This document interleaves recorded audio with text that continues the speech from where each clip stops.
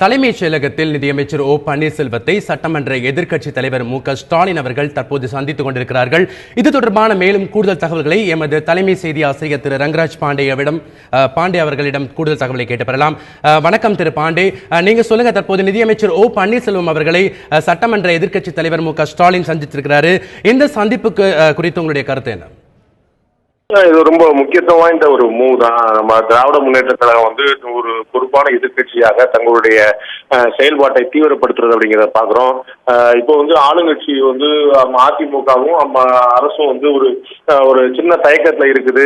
முதலமைச்சர் வந்து உடல்நிலை சரியில்லாம மருத்துவமனை அனுமதிக்கப்பட்டிருக்கனால ஒரு சின்ன ஒரு சுணக்கம் இருக்குது அப்படிங்கிற ஒரு பேச்சு வெளியில நிலவும் போது அந்த சந்தர்ப்பத்தை வந்து முழுமையாக பயன்படுத்திக் கொள்ள ஒரு ஆக்டிவான எதிர்கட்சியா திராவிட முன்னேற்ற கழகம் ஏற்கனவே தொடர்ந்து அவர்கள் வலியுறுத்தி வந்து அனைத்து கட்சி கூட்டத்தை கூட்டணும் வந்து நம்ம தமிழகத்தில் இருந்ததுனால அதற்கான ஒரு முன்முயற்சியா ஒரு முதற்கட்டமா ஒரு ஆழம் பார்க்கக்கூடிய ஒரு முயற்சியா வந்து விவசாயிகளோட வந்து சந்திப்பை நேற்று நடத்தினாங்க.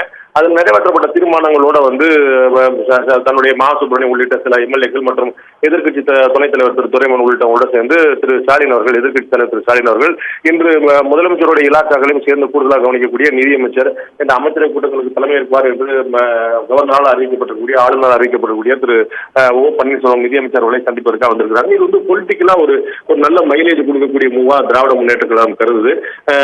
அதிமுக வந்து தங்களுடைய கோரிக்கையை வந்து செவிசாய்க்கல, ஆனாலும் நாங்க வந்து அசராம எங்களுடைய கோரிக்கையை நாங்க தொடர்ந்து வலியுறுத்திட்டு இருந்தோம்.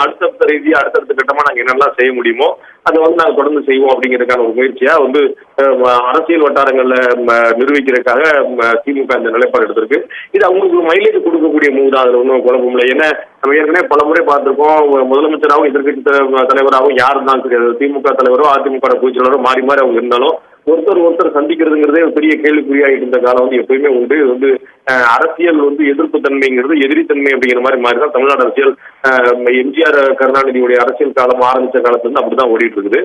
இப்போ வந்து திரு பன்னீர்செல்வம் அவர்கள் முதலமைச்சருடைய இலாக்குகளை சேர்ந்து கூடுதலா வைக்கிறதுனால இந்த சந்தர்ப்பத்தை பயன்படுத்திக்கிறதுக்கு திராவிட முன்னேற்ற கழகம் வந்து முயற்சிக்கிறது தெளிவாக புரிஞ்சுக்க முடியுது. முதலமைச்சருடைய பொறுப்பை கூடுதலாக வைக்கிறாங்க. இப்ப அனைத்து கட்சி கூட்டத்தை நம்ம வந்து விவசாயிகள் தொடர்பாக நம்ம கூட்டியிருக்கிறோம். அங்க என்ன தீர்மானம் நிறைவேற்றப்பட்டது அப்படிங்கிற தீர்மானங்களை காட்டி இந்த மாதிரி எங்களுடைய கூட்டத்துல வந்து விவசாயிகள் எல்லாம் சொல்லியிருக்கிறாங்க. சோ இதை வந்து நம்ம எல்லாரும் சேர்ந்து பிரதமரை சந்திக்கலாம், இல்லாட்டி நம்ம ஜனாதிபதி சந்திக்கலாம், நீங்க ஒத்துழைக்கணும், தமிழ்நாடு அரசு ஒத்துழைக்கணும் அப்படிங்கிற கோரிக்கை வைக்கிறதுக்காக இந்த சந்திப்பு இருக்கலாம். நீங்க ஏற்கனவே திரு ராஜாட்ட கேட்டீங்க, இந்த கோரிக்கையை ஏற்று அனைத்து கட்சி கூட்டத்தை கூட்டுறதுக்கான வாய்ப்பு இருக்கா அப்படிங்கிறது. ஒரு அரசியல் பார்வையாளர்களுடைய கருத்து என்னவா இருக்குது அப்படின்னா, அனைத்து கட்சி கூட்டத்தை தமிழக அரசு முனைந்து கூட்டுவதற்கான வாய்ப்பு இல்லை அப்படிங்கிறதா, அனைத்து கட்சி கூட்டத்தை தமிழக அரசு முனைந்து கூட்டுவதற்கான வாய்ப்பு இல்லை அப்படிங்கிறதா அரசியல் பார்வையாளர் பார்வையா இருக்குது. ஏன்னா தமிழக முதலமைச்சர் செல்வி ஜெயலலிதா அவர்கள் மருத்துவமனைக்கு செல்வதற்கு முன்னாடி வரைக்கும் அவங்களுடைய உறுதியான நிலைப்பாடு அனைத்து கட்சி கூட்டம் தேவையில்லை, சட்ட ரீதியான போராட்டம் மட்டும்தான் இதுக்கு தீர்வு தெரிவிக்கிறோம். அந்த போராட்டத்தை நம்ம தொடர்ந்து நடத்திக்கிட்டு இருக்கிறோம். அதனால அந்த போராட்டத்தில் வந்து தமிழகத்துடைய நிலைப்பாடுக்கு ஏற்பு தெரிவித்து உச்சநீதிமன்றம் உத்தரவு பிறப்பிச்சிட்டு இருக்கனால இதுல நம்ம வந்து கவலைப்பட வேண்டியதும் இல்லை. இது வந்து ரொம்ப சரியான திட்டம் தான் செஞ்சு போயிட்டு இருக்குது. அப்ப அந்த நிலைப்பாடை மாற்றிக்க வேண்டியது இல்லைங்கிறது தமிழக முதலமைச்சர் ஜெயலலிதா அவர்களுடைய பார்வையா இருந்தது. ஸோ இப்போ வந்து அவங்களுடைய இலாக்காவை சேர்ந்து கூடுதலாக கவனிக்கிறாங்க அப்படிங்கிற ஒரு காரணத்துக்காக நிதியமைச்சர் பன்னீர்செல்வம் அவர்கள் வந்து தன்னுடைய முடிவை மாற்றி வேற ஒரு முடிவு எடுப்பாங்க அப்படின்னு நம்ம எதிர்பார்க்க முடியாது. அவங்களுடைய ஏற்கனவே முதலமைச்சர் ஜெயலலிதா அவர்கள் என்ன நிலைப்பாடு எடுத்திருந்தாங்களோ அந்த நிலைப்பாடோட நீட்சியாக தான் திரு பன்னீர்செல்வம் அவர்களுடைய செயல்பாடும் முனைப்பும் கூட இருக்குன்னு எதிர்பார்க்கலாம். ஸோ அனைத்து கட்சி கூட்டத்தை அதிமுக தரப்புலையோ அல்லது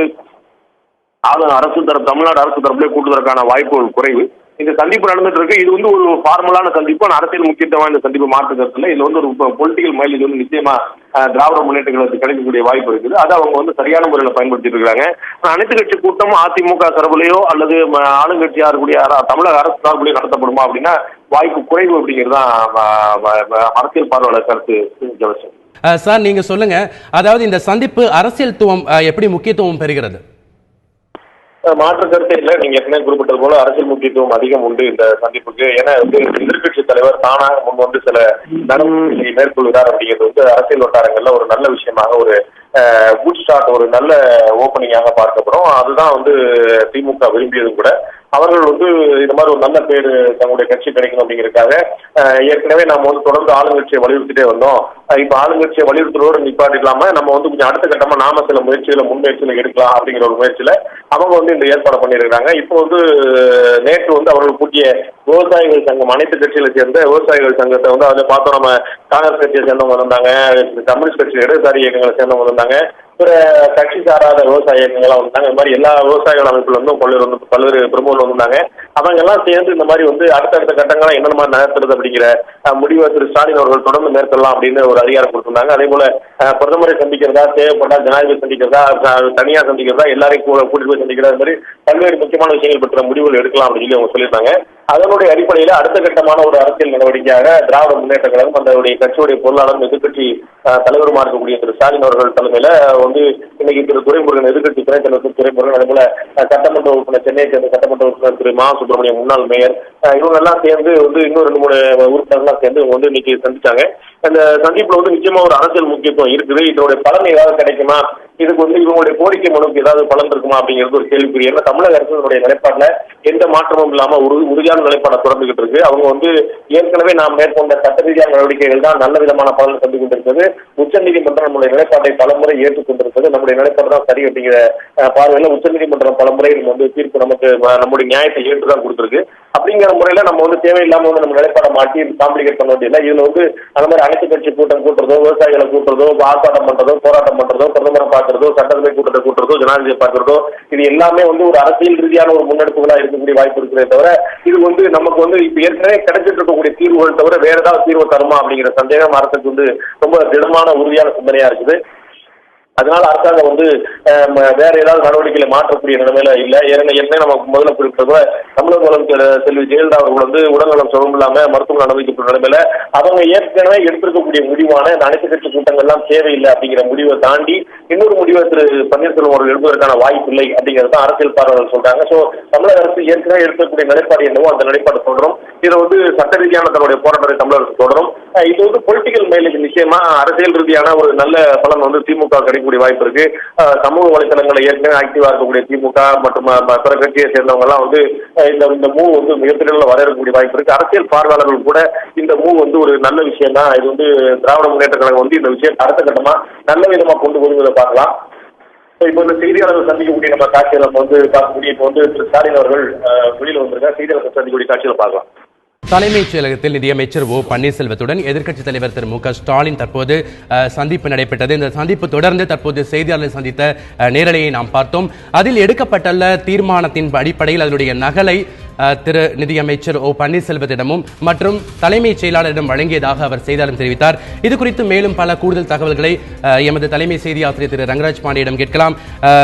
திரு பாண்டே, நீங்க சொல்லுங்க, தற்போது இந்த 3 முக்கிய கோரிக்கைகள் மற்றும் தீர்மானங்களின் அடிப்படையில் அது நகலை வந்து வழங்கியிருப்பதாக சொல்லியிருக்கிறார்கள். அதே நேரத்தில் அவர்கள் உறுதியளித்ததாக சொல்லியிருக்கிறார்கள்.